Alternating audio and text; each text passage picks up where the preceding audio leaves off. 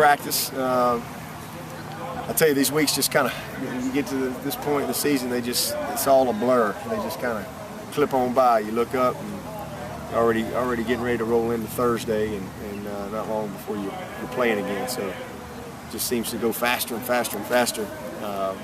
But had a good week of practice.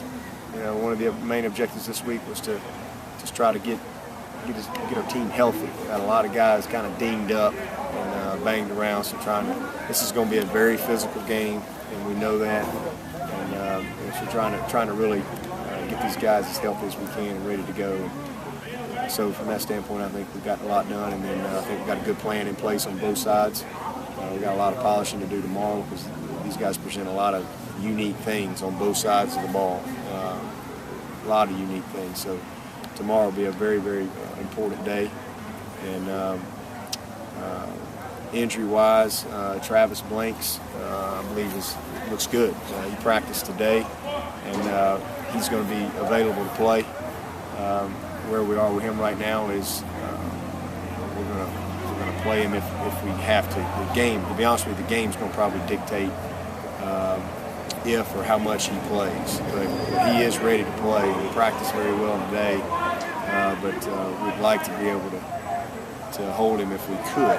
But I don't know that we'll be able to do that. So we're going to start out with J-Ron, see how he does, and T. Watt, Jadar, and Go Hagan. Those guys have all been working. So we'll see how those guys do, and if we can hold Travis, we will. If not, he's ready to go. Boware is going to be out this week. He's a lot better, but still just a little sore. Hadn't really been able to cut it loose, but we feel like that hopefully by Monday he'll be in much better shape.